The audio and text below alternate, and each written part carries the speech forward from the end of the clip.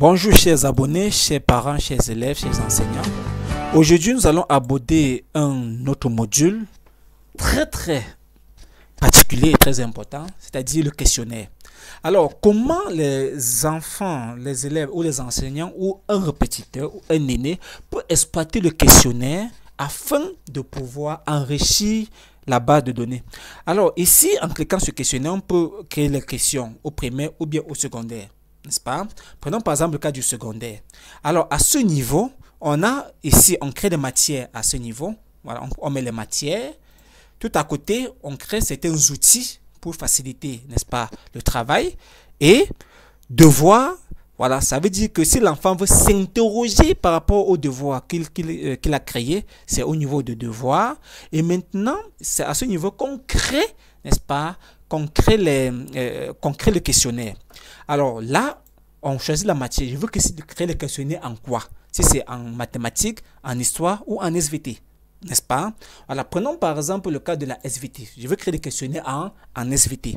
Et à ce niveau, donc, au niveau des questionnaires, voilà, par exemple, voilà, on met la question là-bas. Et ici, on met la réponse. Voilà, question-réponse. Et si la question est précédée d'une image, on peut choisir l'image qui accompagne, n'est-ce pas, cette question-là. Alors, mettons une question.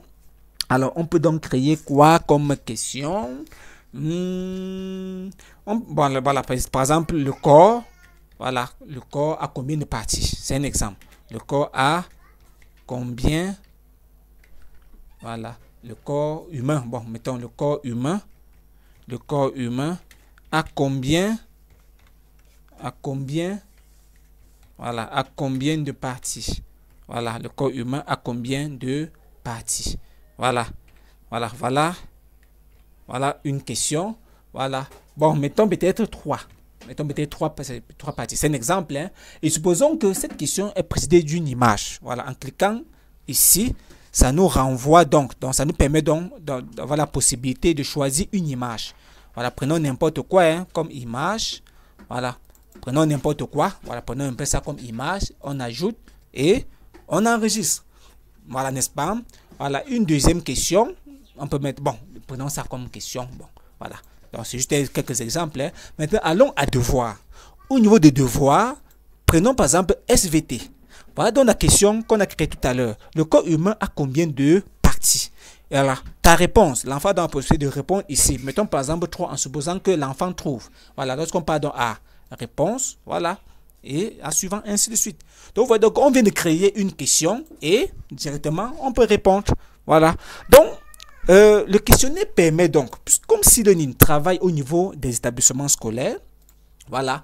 Donc, ça permet donc, n'est-ce pas, dans une école, dans la salle multimédia, aux enseignants d'enrichir la base de données et les enfants, lorsqu'ils viennent de temps en temps faire leurs recherches, peuvent donc s'auto-évaluer avec ça. Imaginez donc que un enseignant vraiment soucieux qui aimerait que ses enfants s'entraînent par rapport à la séquence qui vient peut mettre donc sortir un questionnaire par rapport à sa matière et à la séquence qui va venir. Alors de temps en temps, les enfants peuvent donc y aller réviser. Voilà, vraiment, avec ça, vraiment, ça permet aux enfants de se ressourcer ou de travailler, voilà, aisément. À la maison, le répétiteur, le parent ou un aîné peut donc enrichir, ou l'enfant lui-même. Déjà, à partir du cours aimanté, de cours aimanté 1 jusqu'en terminale, voilà, un enfant peut déjà saisir son questionnaire dans le programme et en mettant la réponse et s'auto-évaluer plus tard. Et avec ça, vraiment, ça permet que l'école devienne un plaisir, l'école devienne une chose partagée. Voilà. Donc, chers parents, chers élèves, voilà comment le module questionnaire peut vous aider à mieux exploiter e-learning. Merci et à bientôt.